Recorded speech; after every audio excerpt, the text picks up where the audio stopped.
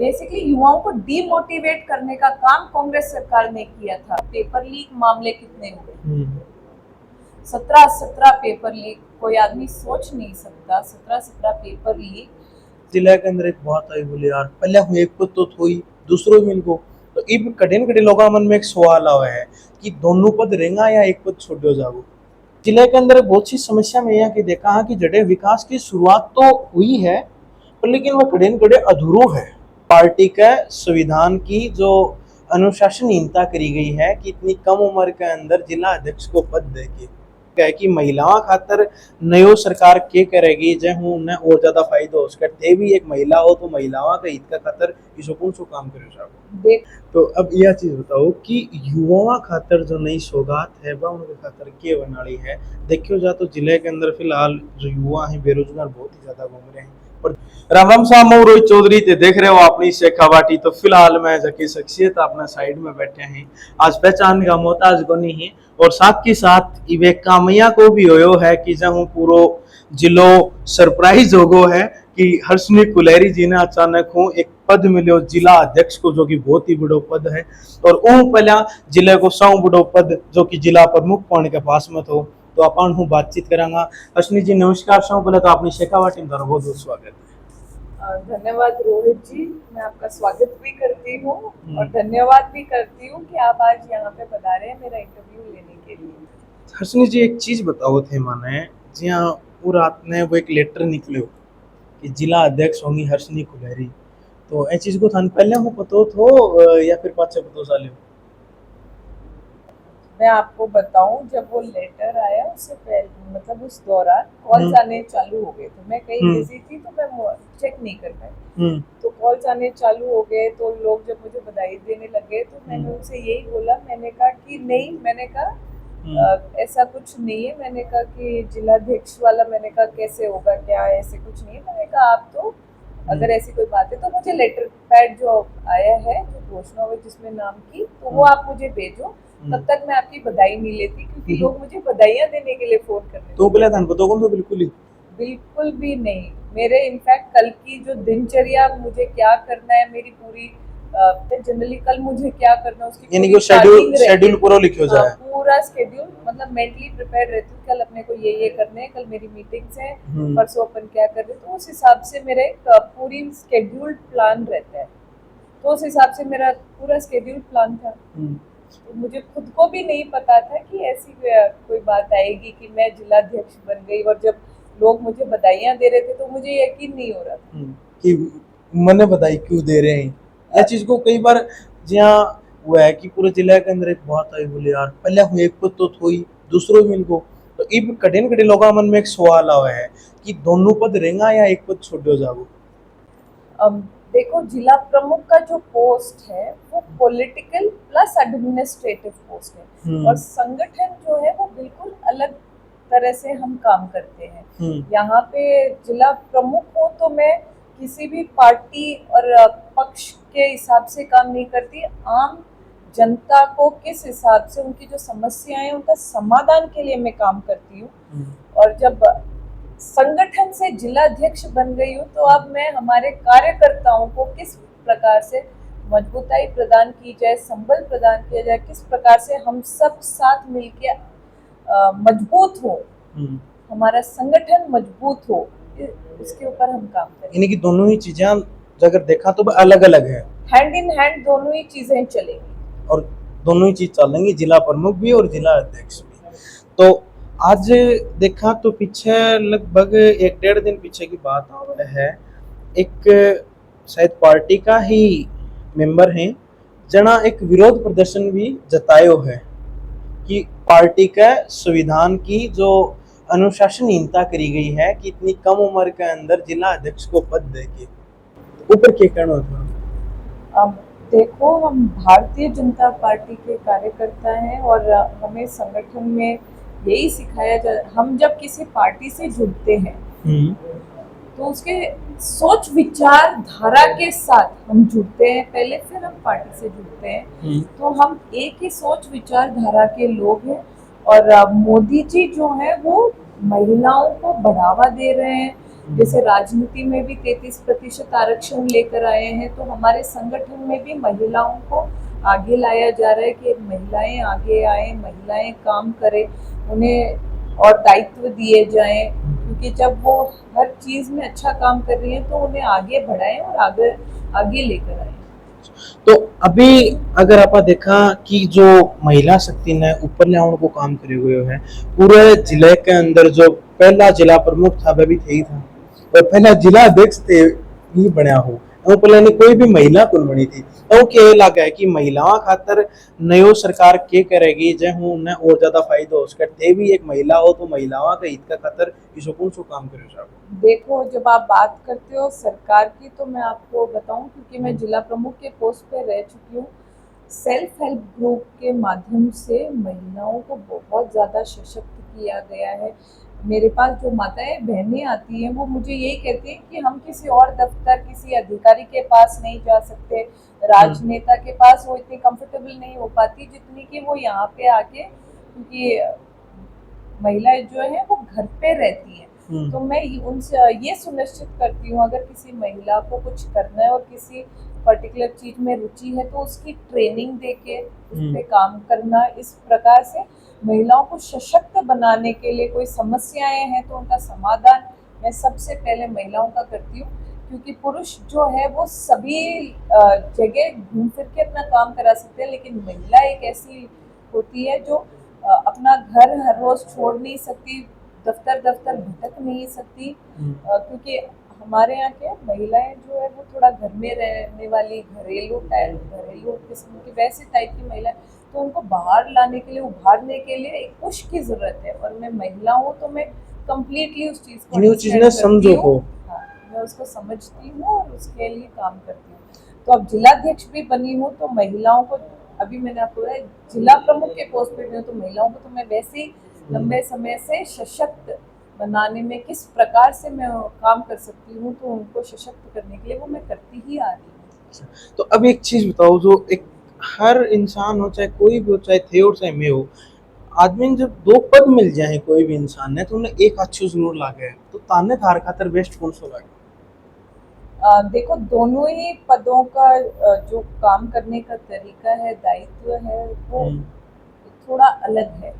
ये संगठन का है जहाँ पे हम भारतीय जनता पार्टी के कार्यकर्ताओं को साथ लेकर चलते हैं, और जिला प्रमुख का जो पोस्ट है, मैं बीजेपी पार्टी से हूँ तो मैं उन कार्यकर्ताओं को साथ में लेके चलती हूँ, लेकिन साथ ही साथ मेरे मैंने बताया एडमिनिस्ट्रेटिव पोस्ट है, तो ऑफिस में मीटिंग्स और इस प्रोग्राम्स, गवर्नमेंट्स प्रोग्राम्स और किस स्कीम पे क्या हो रहा है, कैसे काम हो रहा है, उसके रिव्यूज़ करना, अगर कोई समस्या है तो मेरी मीटिंग्स के अंदर उसे उठाना या उस बात को रखना और उसका सॉल्यूशन करने में पूरा मेरा योगदान रहता है। और मैं जनरली ये सुनिश्चित करती हूँ, जब मैं कोई काम किसी अधिकारी को बोलती हूँ होने वाला है और अगर पेंडिंग है तो क्यों नहीं हुआ, उसको फास्ट ट्रैक पे लाके काम करवाती हूँ।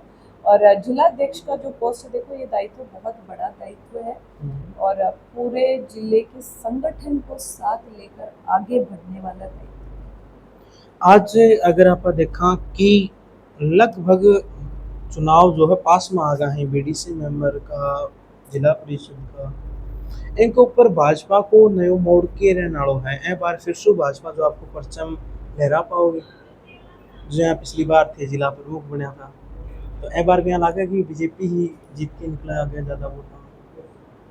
पक्का है कि जिस तरह से हमारे माननीय मुख्यमंत्री जी राजस्थान के लिए काम कर रहे हैं, जिस प्रकार से योजनाएं लेकर आ रहे हैं, हमारे एक बहुत बड़ी जो समस्या है पूरे राजस्थान की, वो है रेगिस्तान होने के कारण पानी का जो स्तर है वो बहुत कम है, और पहले जो लेवल था वो काम में लिया गया जा चुका है, और अब उस लेवल को कैसे उस पानी के स्तर को हम बढ़ाएं।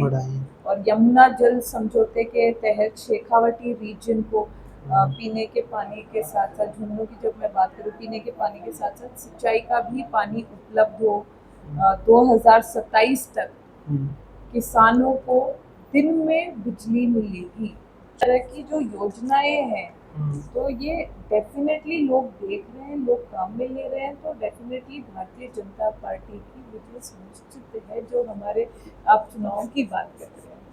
तो अब यह चीज बताओ कि युवाओं खातर जो नई सौगात है वह उनके खातर के बनाई है। देखियो जा तो जिले के अंदर फिलहाल जो युवा हैं बेरोजगार बहुत ही ज्यादा घूम रहे हैं, प्रदेश के अंदर भी घूम रहे हैं, और कठे न कठे एक आंदोलन भी आप पीछे देखियो है, ऐ ही रोजगार न लेके ऐसा ही भर्ती को जो हनुमान जी बेनीवाल करे थे जयपुर के अंदर।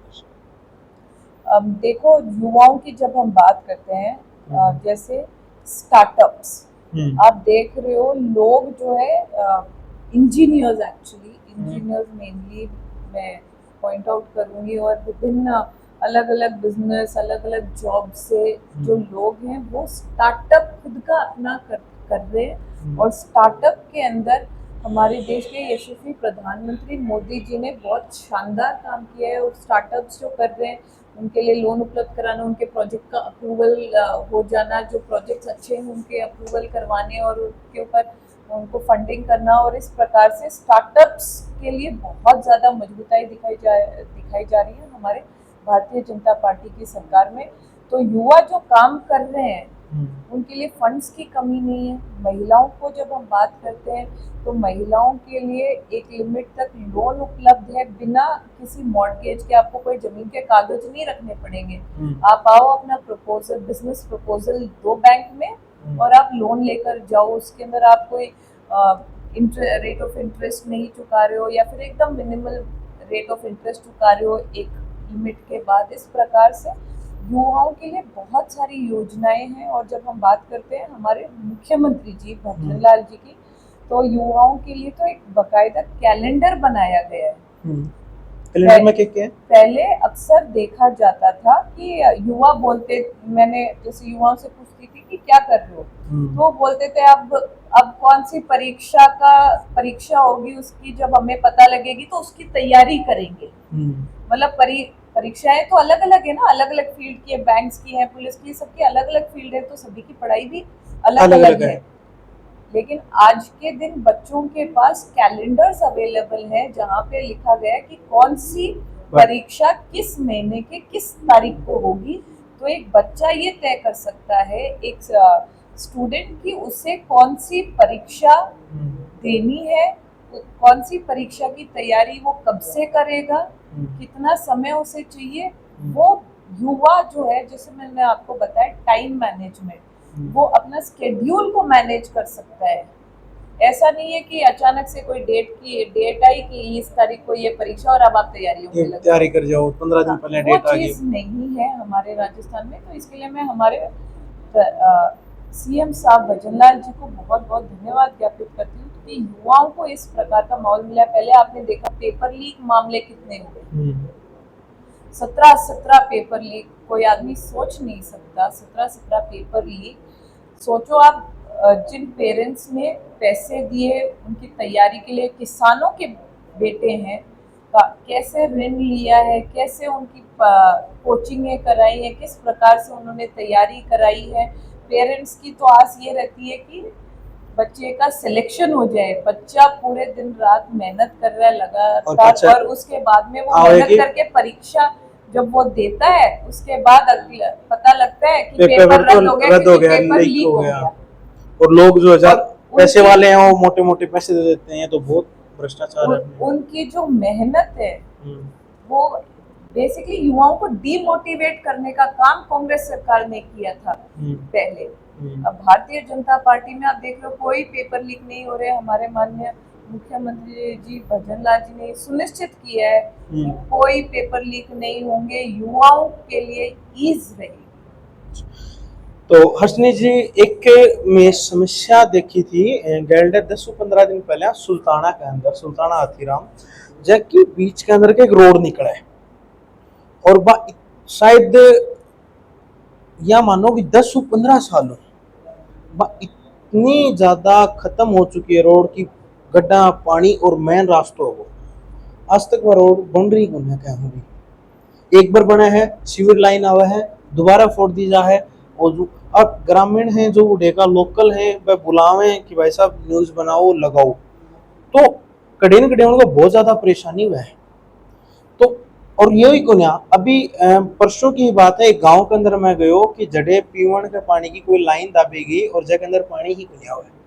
तो जिले के अंदर बहुत सी समस्या में यह कि देखा है कि जड़े विकास की शुरुआत तो हुई है पर लेकिन वो कड़े न कड़े अधूरो है। तो एक ऊपर थारो की कहना है। देखिए, जल जीवन मिशन हम्म, कि आपने सुना हो, हर घर नल योजना के तहत पाइपें लगाई जा रही है और टंकियां बनाई जा रही है। और टंकी और पाइप का जब टेस्टिंग हो जाता है कि कहीं पे कोई लीकेज नहीं है, कोई दिक्कत नहीं है, तो उस दौरान when it is all good, जब एकदम सब कुछ ठीक है, तो उस वक्त वो टंकियों में पानी डाला जाएगा और पानी से वो पाइप के माध्यम से कनेक्ट करेंगे। जो आपने सवाल किया, मुझे लगता है ये जल जीवन मिशन की पाइप से संबंधित सवाल है, इसीलिए शायद वो उसमें पानी नहीं है। तो वो आप जो बता रहे हो एग्जैक्ट जो है वो तो चेक करवाना पड़ेगा। लेकिन अभी जैसे नई लाइनें डल रही हैं अलग अलग गाँव में, ढांडू में नई लाइनें जो डल रही हैं, उस वो आफ्टर चेकिंग कि भाई लीकेज नहीं है। जब हम कोई काम करते हैं तो पानी का चेक करना होता है कि लीकेज नहीं है, वरना पानी वेस्ट हो जाता है। उसके बाद ही उसको टंकी से कनेक्ट किया जाता है। तो हम ये एक और चांद बताई, सुल्ताना वाली जो रोड की समस्या है, तो एक ऊपर तारो क्या कहना है कि या शायद मध्य से एक साल तो मानना होगी देखना लोगान में काफी बार हर चुनाव के अंदर एक मुद्दों भी रहे हैं, कोई भी नेता उड़े जा है तो एक वादों रहे हैं कि तारी यार रोड एकदम सही हो जाएगी और वह कभी जो सुल्ताना वाली रोड की जो आप समस्या बता रहे हैं, वो मैं पता करती हूँ और दिखलाती हूँ कि क्या इश्यूज हैं ऐसे जो पिछले 10 साल से लगातार वो पेंडिंग रही है। तो अभी जितना भी दर्शक हैं अपने जिले का जगह अपन देखने लग रहे हैं और थाने बहुत से लोग जना ऑनलाइन के माध्यम बधाई भी दी है, तो उन्हें देख के कहना चाहूँगा। मैं तो सभी जो आपके व्यूअर्स हैं, वॉचर्स हैं, उन सभी से मैं यही कहूँगी कि जैसे अभी रोहित जी ने विषय उठाया सुल्ताना का, तो इस प्रकार के कोई और भी समस्याएं हैं, कोई हैं, आप जब मुझे अवगत कराएंगे तो इस पे अपन मिलके साथ काम करेंगे, पूछेंगे अधिकारियों को कि कहाँ पे क्या दिक्कत हो रही है और आपकी जो समस्या है उसका समाधान कराएंगे। धन्यवाद। तो हर्षिनी जी हमारे इतना कीमती समय दियो, थारो बहुत बहुत धन्यवाद। तो आज मैं थारी बात कराई अपने हर्षिनी जी कुलेरी जो कि जिला प्रमुख भी हैं और अभी अपने जिला अध्यक्ष भी हैं भाजपा का। तो सारी समस्या हैं वह भी मैं थाने दिखा दी कि मैं मैडम ताई पूछाई है और अना या कही है कि बहुत जल्द जो भी उनके अंदर समस्या है उनको निवारण के कारण हूँ कौन है वो करवायो जागो। तो वीडियो ना ज्यादा शेयर करनी है। अगर है तारे कोई भी और समस्या तो स्क्रीन के ऊपर नंबर चल रहे हैं, को संपर्क थारी न्यूज भी बनाएगी, थारी समस्या को समाधान भी होगा। राम राम।